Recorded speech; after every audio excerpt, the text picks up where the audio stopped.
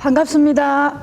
반갑습니다. 저는 4차 산업혁명연구원 제1기 수료생 민문희입니다. 최재형 원장님을 만나가지고 책도 쓰게 되고 제가 또 여러 가지 강의도 다니게 되고 참 좋은 일들이 많이 일어났어요. 그래서 오늘도 제가 이 책을 이제 출판된 책을 가지고 여러분들 만나게 된 걸 되게 영광으로 생각을 하고 또 좋은 교수님들과 우리 유은숙 교수님 진짜 멋진 분이신데 같이 공부할 수 있어서 제가 너무 감사하고 또 다른 그 외의 분들도 진짜 저보다 스펙이 훨씬 더 좋으신 분들이라서 제가 아주 영광으로 생각하고 오늘 이 자리에 이제 섰습니다. 근데 저는 이제 전공이 경제학이고요. 지금 컨설팅학 이제 석박사 과정을 하고 있는 중이에요. 그래서 제가 이제 블록체인을 작년에 이 블록체인 비트코인 혹시 비트코인 투자하신 분 괜찮습니다. 이거 합법이니까 한번 손을 살짝이 들어주시면. 근데 이제 비밀리에 하시기 때문에 우리 저기 화끈한 우리 원장님만 손을 들어주셨는데 다 하셨어요. 거의 많이들 하셨어요. 그래서 근데 저는 이제 크리스찬이다 보니까 이게 또 하나님의 방법이 아니다 생각을 해서 제가 투자는 안 했지만 블록체인 기술이 사실 너무 궁금했어요. 그래서 이제 작년부터 제가 블록체인 기술에 대해서 관심을 갖고 또 블록체인 타임즈라는 또 잡지에 취재 기자 활동도 하면서 이제 제가 공부를 했는데 여전히 어려워요. 그리고 자료가 없고 이게 지금 거의 아직까지 많이 시행은 되고 있지만 일반인들이 보기에는 자료가 많이 없어요. 그래서 제가 이제 교재를 중심으로 저는 좀 해볼 건데요. 110페이지를 보면은 제 페이지가 나와요. 110페이지 한번 교재 한번 잠시 봐주세요.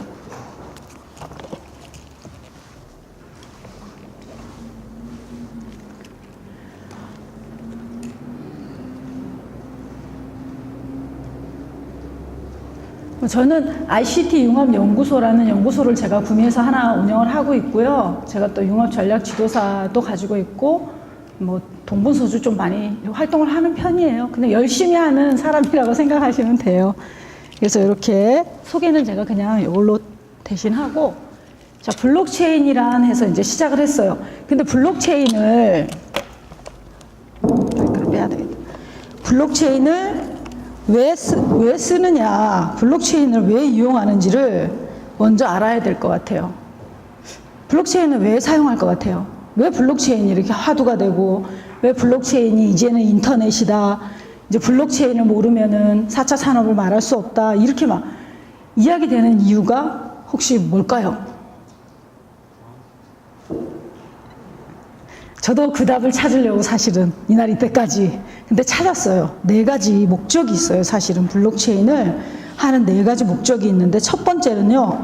블록체인을 이용함으로써 어떤 가치를 다루는 복잡한 시스템을 저가로 교체하거나 혹은 신규 개발하는 거예요. 비용을 낮추려고 하는 거예요. 쉽게 말하면. 그래서 하는 거고요. 두 번째 이제 이유는 탈중앙화. 많이 들어보셨죠? 탈중앙화.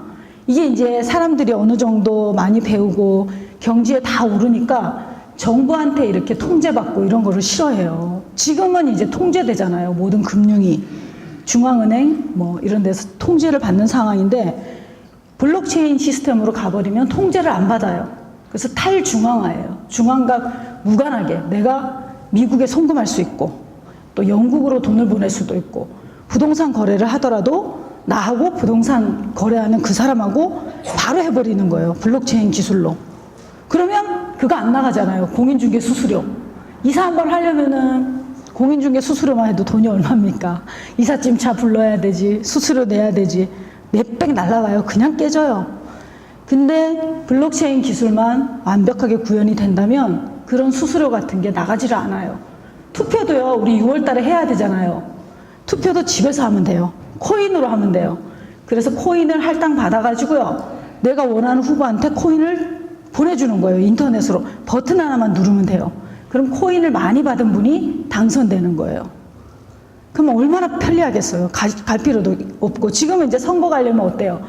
신분증 챙겨야지. 또 뭐 옷 입어야 되지. 또 학교 생전 가보지도 않은 뭐 중학교나 초등학교 이런 데 가서 또 하라 그러잖아요.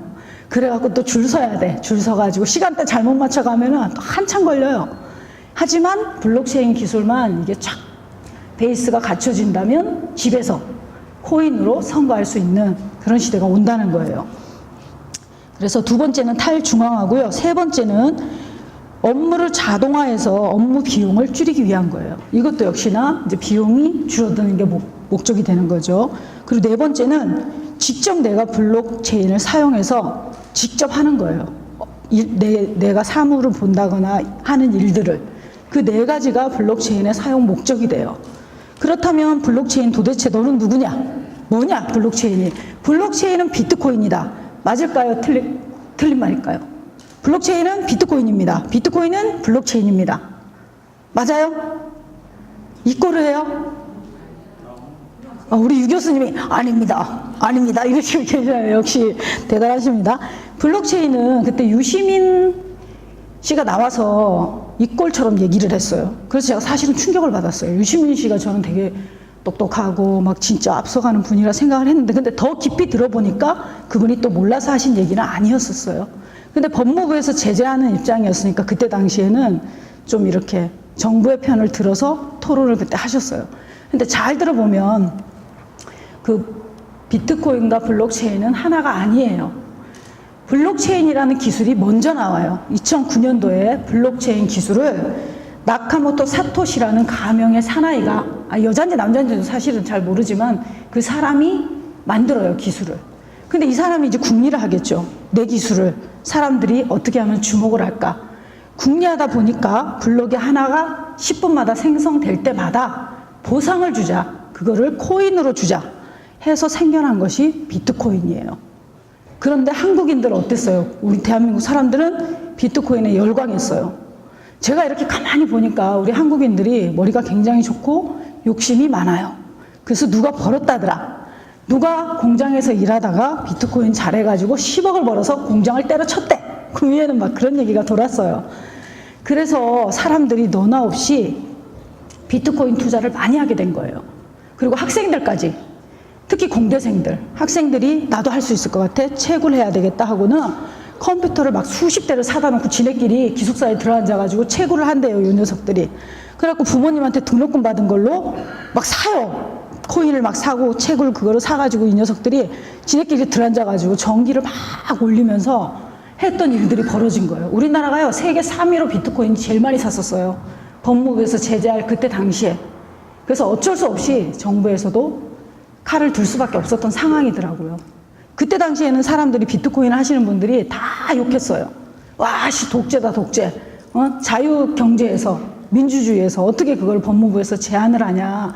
막 이랬었는데, 현실적으로는 그게 도를 넘어선 상태였어요. 그 투자가. 대한민국이 세계 세 번째로 비트코인 투자를 많이 했었고, 김치 프리미엄이라는 말이 나올 정도로 이게 세계를 들었다 놨다 했었어요.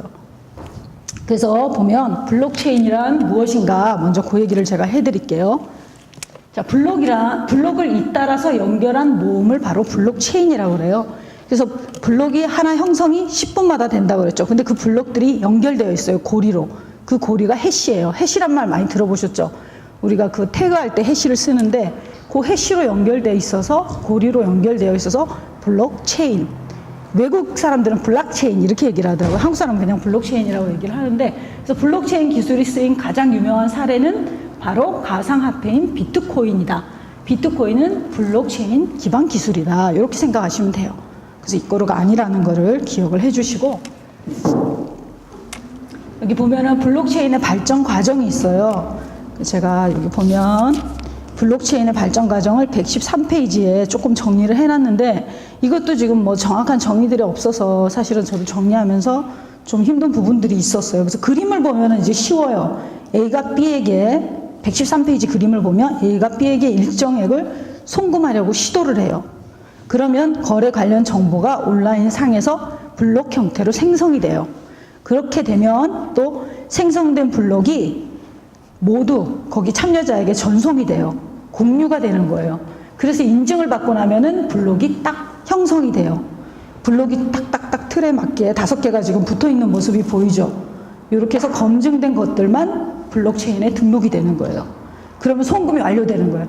여러분들 쉽게 제가 풀어서 얘기하면 카카오톡 아시죠?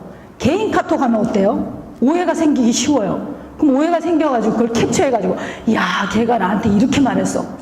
이런 일 생기죠. 근데 단톡방에다 해보면 어때요? 모두가 다 보는데 해요. 그러면 오해가 생겼다가도 풀어져요. 사람들이 여럿이 보기 때문에. 그런 거랑 비슷한 원리예요. 쉽게 말하면. 그래서 모두가 다 보고 모두가 공개해버리고 모두에게 연결이 되어 있다면은 그 해킹을 하려고 해도 중앙 시스템으로 돼 있으면 하나만 뚫으면 돼요. 그러면 통장에 있는 돈도 빼가고 뭐 북한에서도 우리 거 해킹했다고 그러고 막 이러잖아요. 근데 블록체인 시스템이라면은 거기 있는 사람들 각 노드마다 해킹을 다 해야 돼요. 사실 실상으로 풀기가 어려워요. 해킹이 힘들다고 보면 돼요. 그래서 블록체인 기술이 좋다는 거예요. 그리고 블록체인을 저는 1.0, 2.0, 3.0으로 좀 분류를 했어요. 근데 1세대, 2세대, 3세대 이렇게도 얘기하기도 하고요. 지금 3세대까지 나오지도 않았다. 2세대까지다. 2.0까지다. 이렇게 이야기를 많이들 해요. 그래서 지금 이제 그렇게 되고 있는 상태인데 블록체인 1.0, 1세대는 분산 원장을 통해서 하는 거를 이야기해요. 분산 원장을 통해서 얘기하고 그 분산 원장을 통한 보안이 또 강점이에요. 1.0에서는. 그러면 블록체인 2.0은 도대체 뭐냐? 2.0에서 나온 게 이더리움이에요. 이제 이더리움 얘기하면 여러분들이 많이 아세요. 이더리움이 바로 2세대 블록체인이에요. 그래서 이더리움이 있는데 이더리움은 그러면 도대체 어디서 왔느냐? 2014년도 캐나다인 비탈리크 부테린이 개발한 거예요. 가상화폐예요, 이게. 그래서 이 사람이 2014년도에 어워드 상까지 받게 돼요. 누구를 제쳤냐면은 페이스북을 창시한 주커버그를 제칠 정도로 이 사람이 엄청난 주목을 받아요. 그래서 이분이 이더리움을 만들었는데 이더리움은 그 가상화폐의 단위예요. 우리가 원, 달러 뭐 이런 거 있잖아요. N 그런 단위가 바로 이더리움이에요. 그래서 비트코인과 마찬가지로 또 블록체인을 활용한 화폐예요. 근데 거래 속도가 더 빨라졌다는 거예요. 그래서 그게 2세대, 2.0이에요. 그 다음에 3.0은 아직 없다 이렇게 주장하는 분들도 많아요. 근데 지금 이거를 이제 연구하는 분들 또 엑센추어라고 컨설팅하는 분들이 있는데 엑센추어에서는 블록체인에 대한 시장 전망 보고서에 따르면 2016년과 2017년은 단지 블록체인의 도입기일 뿐이다. 이제 시작이라는 거예요. 그래서 지금 비트코인 가지고 있는 분들요 7년 이상은 쭉쭉쭉 올라간다고 생각하시면 돼요. 근데 그때처럼 막 치고 올라가기는 어렵겠죠. 실명화되었고 이제 법무부나 정부에서 제한을 하기 시작했으니까 어떻게 보면 처음 만든 거에 정신에는 위배되는 일이죠. 중앙에서 관리하고 하니까. 그리고 중앙에서 이거를 활용을 하는데요. 정부에서 어떻게 활용을 하냐면 여기 이제 117페이지를 보면 활용하는 분야에 대해서 제가 적어놨어요. 금융 분야는 당연히 하겠죠. 예금, 뭐 펀드, 금융, 그러니까 은행, 증권 다 이용을 많이 해요. 지금 제일 잘하고 있는 데가 하나은행, 신한은행 이렇게 돼요. 국민은행은 했는데 약간 손해를 봤대요. 통계 자료를 보니까 그렇게 되어 있고요. 그래서 하고 있고 부동산 거래, 아까 잠시 제가 이야기했지만 땅을 사고 판다든지 집을 사고 팔 때 직접 거래를 해버려요. 그래서 중개 수수료가 들지 않는다는 거. 그래서 공인중개사도 사라질 직업에 들어가는 거예요. 그 공인중개사 왜 들어가지 하는 분들이 계시더라고요. 근데 이런 수수료 자체가 없어져 버리니까 힘든 거예요. 이제 공인중개사 혹시 하시는 분들은 다른 걸 또 전환하실 거를 고민을 해보셔야 돼요. 우리 책에 또 나와 있어요. 평생 교육부터 해서 미래 일자리 창업까지 나와 있으니까 그렇게 해서 고민해 보시면 되고, 그러면 개인 식별, 지금 공인인증서 이제 다 없애겠다 하잖아요, 정부에서. 그러면 그게 일들이 많았어요. 1년마다 또 갱신해야 되고 비밀번호 까먹으면 또 가야 되고 힘들었는데, 지금은 이제 제 휴대폰 갤럭시 9 플러스를 제가 사보니까 8부터 다 됐어요. 홍채 인식 다 돼요. 눈만 쳐다보면 애가 문 딱 열어주고요. 하이 빅스비 하고 부르면 애가 딱 나와요. 지금 띠링하죠? 반응했잖아요. 그러면 뭐 아이유 노래 틀어줘 하면은 얘가 노래 진짜 찾아서 틀어요. 그래서 이렇게 개인 식별을 블록체인 기술로 이제는 해나간다는 거예요.